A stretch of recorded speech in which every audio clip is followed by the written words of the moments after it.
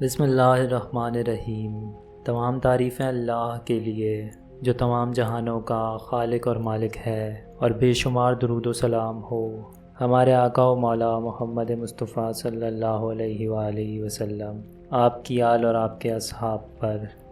یہ واقعہ اس وقت کا ہے جب بنی اسرائیل کی قوم فرعون کے پنجے سے آزاد ہو کر سب حضرت موسیٰ علیہ السلام کے دین پر ایمان لے آئے، اور حضرت موسیٰ علیہ السلام کو اللہ کا یہ حکم ہوا کہ وہ 40 راتوں تک کوہ طور پر اعتکاف کریں اور اللہ کی عبادت میں مشغول ہو جائیں۔ اس کے بعد ہی انہیں کتاب توریت دی جائے گی۔ چنانچہ حضرت موسیٰ علیہ السلام کوہ طور پر چلے گئے اور اپنی قوم بنی اسرائیل کو اپنے بھائی حضرت ہارون علیہ السلام کے سپرد کر دیا، اور حضرت ہارون علیہ السلام کو اپنا نائب بنا دیا۔ آپ 40 دن تک کوہ طور پر سارا دن روزے سے رہتے اور رات کو عبادت الہی میں مشغول ہو جاتے۔ حضرت موسیٰ علیہ السلام جیسے ہی اپنی قوم کو چھوڑ کر کوہ طور پر عبادت کے لیے گئے تو ان کی قوم میں موجود ایک جادوگر کو اس قوم کو بہکانے کا موقع مل گیا۔ بنی اسرائیل میں ایک جادوگر رہا کرتا تھا جس کا نام سامری تھا، جو طبعی طور پر انتہائی گمراہ کن آدمی تھا۔ اسرائیلی روایات میں ملتا ہے کہ سامری کی ماں نے برادری میں رسوائی کے ڈر سے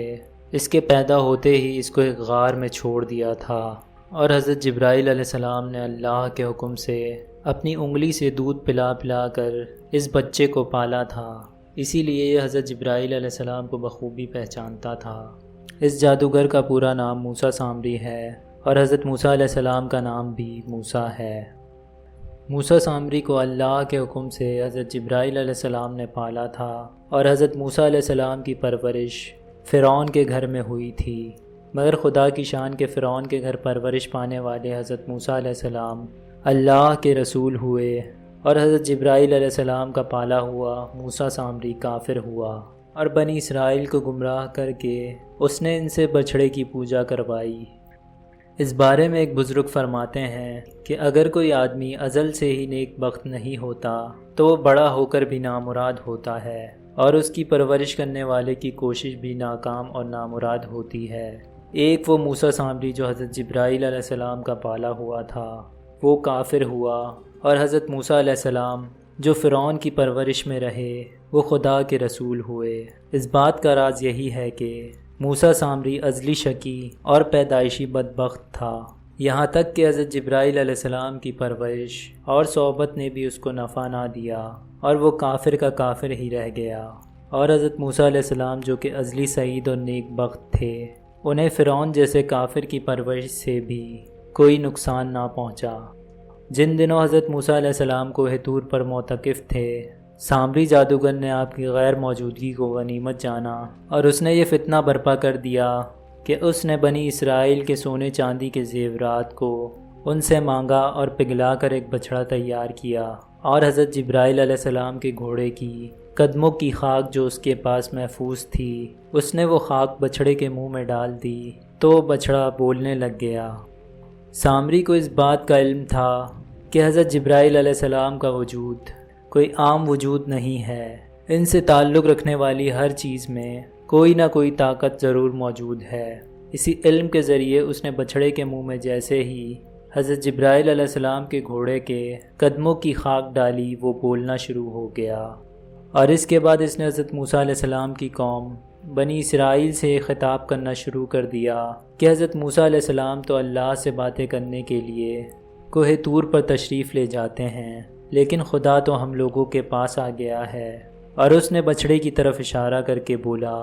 کہ یہی ہمارا خدا ہے۔ سامری نے ایسی گمراہ کن تقریر کی کہ بنی اسرائیل کو بچھڑے کے خدا ہونے کا یقین آ گیا، اور وہ اس کی پوجا کرنے لگے، اور 12,000 افراد کے علاوہ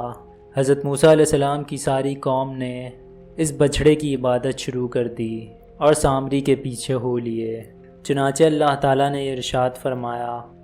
اور موسیٰ کے بعد اس کی قوم اپنے زیورات سے ایک بچھڑا بنا بیٹھی ہے، وہ ایک بے جان دھڑ تھا اور گائے کی طرح آواز کرتا۔ جب 40 روز بعد حضرت موسیٰ علیہ السلام اللہ تعالیٰ سے ہم کلام ہو کر اور تورات شریف ساتھ لے کر اپنی بستی میں تشریف لائے اور اپنی قوم کو بچھڑے کی پوجا کرتے ہوئے دیکھا تو آپ پر بے حد غضب و جلال طاری ہو گیا۔ آپ علیہ السلام نے غضب و جلال میں آ کر اپنے بھائی حضرت ہارون علیہ السلام کی داڑھی اور سر کے بال پکڑ کر انہیں گھسیٹنا شروع کر دیا اور ان سے فرمانے لگے کہ تم نے ان لوگوں کو اس کام سے کیوں نہیں روکا جبکہ میں تمہیں اپنا نائب بنا کر گیا تھا۔ حضرت موسیٰ علیہ السلام کی یہ بات سن کر حضرت ہارون علیہ السلام نے ان سے معذرت کی اور اپنی غلطی کا اعتراف کیا۔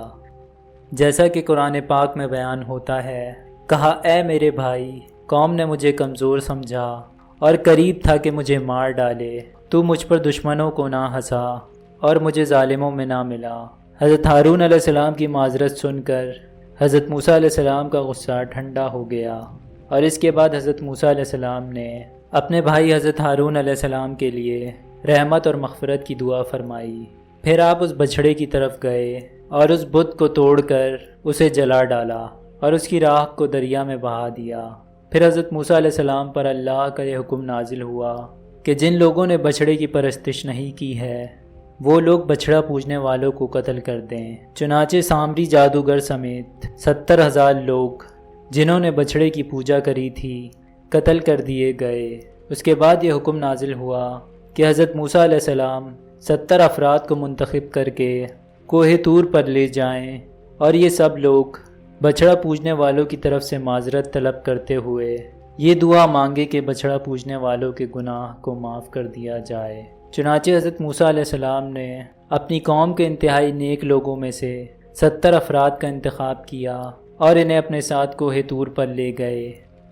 جب یہ لوگ کوہ طور پر معذرت اور استغفار کرنے لگے تو اللہ کی طرف سے یہ آواز آئی، اے بنی اسرائیل، میں ہی ہوں اور میرے سوا تمہارا کوئی معبود نہیں۔ میں نے ہی تم لوگوں کو فرعون کے ظلم سے نجات دے کر تم لوگوں کو بچایا ہے، لہٰذا تم لوگ فقط میری ہی عبادت کرو اور میرے سوا کسی کو مت پوجو۔ اللہ تعالیٰ کا یہ کلام سن کر وہ 70 افراد ایک زبان ہو کر کہنے لگے کہ اے موسیٰ علیہ السلام، ہم ہرگز آپ کی بات نہیں مانیں گے جب تک ہم اللہ کو اپنے سامنے نہ دیکھ لیں۔ وہ 70 آدمی اس ضد پر اڑ گئے کہ آپ ہمیں خدا کا دیدار کرائیں، ورنہ ہم ہرگز آپ کی بات کو نہیں مانیں گے کہ خداوند عالم نے ہم سے یہ فرمایا ہے۔ حضرت موسیٰ علیہ السلام نے ان لوگوں کو بہت سمجھایا مگر وہ لوگ اپنے مطالبے پر اڑے رہے اور بار بار حضرت موسیٰ علیہ السلام سے مطالبہ کرتے رہے، یہاں تک کہ اللہ تعالیٰ نے اپنے غضب و جلال کا اظہار اس طرح فرمایا اور ان 70 افراد کو زمیں بوس کر دیا اور یہ تمام لوگ مارے گئے۔ اس کے بعد حضرت موسیٰ علیہ السلام نے خداوند عالم سے کچھ گفتگو فرمائی اور ان 70 افراد کے زندہ ہونے کی دعا کی تو وہ لوگ اللہ کے حکم سے پھر سے زندہ کر دیے گئے۔ اس پورے واقعے کا ذکر قرآن پاک میں بھی کیا گیا ہے۔ قرآن پاک میں اللہ تعالیٰ ارشاد فرماتے ہیں، اے موسیٰ، تم نے اپنی قوم سے آگے چلے آنے میں جلدی کیوں کی؟ فرمایا کہ وہ میرے پیچھے آ رہے ہیں، اور اے میرے پروردگار، میں نے تیری طرف آنے کی جلدی اس لیے کی کہ تو خوش ہو۔ فرمایا کہ ہم نے تمہاری قوم کو تمہارے بعد آزمائش میں ڈال دیا ہے اور سامری نے ان کو بہکا دیا ہے۔ اور موسیٰ غم اور غصے کے ساتھ اپنی قوم میں واپس آئے اور ان سے کہنے لگے کہ اے میری قوم، کیا تمہارے پروردگار نے تم سے ایک اچھا وعدہ نہیں کیا تھا؟ کیا میری جدائی کی مدت اتنی طویل تھی کہ تم نے چاہا کہ تم پر تمہارے پروردگار کی طرف سے غضب نازل ہو، اور اسی لیے تم نے جو مجھ سے وعدہ کیا تھا اس کے خلاف کیا؟ وہ لوگ حضرت موسیٰ علیہ السلام سے کہنے لگے کہ ہم نے اپنے اختیار سے کوئی وعدہ خلافی نہیں کی، بلکہ ہم لوگوں کے زیورات کا بوجھ اٹھائے ہوئے تھے، پھر ہم نے ان کو آگ میں ڈال دیا اور اسی طرح سامری نے بھی ڈال دیا، تو اس نے ان کے لیے ایک بچھڑا بنا دیا جس کی آواز گائے کی طرح تھی۔ تو لوگ کہنے لگے کہ یہی تمہارا معبود ہے اور موسیٰ کا بھی معبود ہے، مگر وہ بھول گئے ہیں۔ کیا یہ لوگ نہیں دیکھتے کہ یہ ان کی کسی بات کا جواب نہیں دیتا اور نہ ان کے نفع و نقصان کا ذمہ دار ہے؟ اور ہارون نے ان سے پہلے ہی کہہ دیا تھا کہ لوگو، اس بچھڑے سے صرف تمہاری آزمائش کی گئی ہے اور تمہارا پروردگار تو اللہ ہے، سو میری پیروی کرو اور میرا کہا مانو۔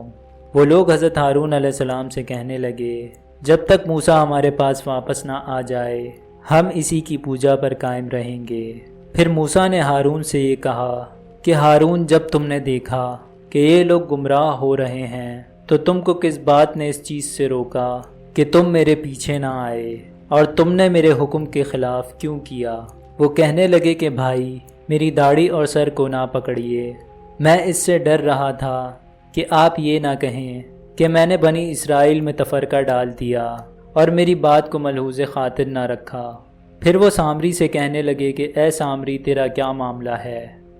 اس نے کہا کہ میں نے ایسی چیز دیکھی ہے جو اوروں نے نہیں دیکھی، بس میں نے فرشتے کے نقش پا سے مٹی کی ایک مٹھی بھری، پھر اس کو بچھڑے کے منہ میں ڈال دیا، اور مجھے میرے جی نے اس کام کو اچھا ظاہر کیا۔ موسیٰ نے اس سے کہا کہ جا تجھ کو دنیا کی زندگی میں یہ سزا ہے کہ تو یہ کہتا رہے کہ مجھے ہاتھ نہ لگانا، اور تیرے لیے ایک اور وعدہ ہے، یعنی عذاب کا جو تجھ سے ٹل نہ سکے گا، اور جس معبود کی پوجا پر تو معتکف تھا اس کو دیکھ کے ہم اسے جلا کر راکھ کر دیں گے اور اس کی راکھ کو اڑا کر دریا میں بہا دیں گے، اور تمہارا معبود اللہ ہی ہے جس کے سوا کوئی معبود نہیں، اسی کا علم ہر چیز پر محیط ہے۔ اللہ سے دعا ہے کہ اللہ ہمیں نیک اعمال کرنے کی توفیق عطا فرمائے اور ہم سب کا خاتمہ ایمان پر فرمائے، آمین۔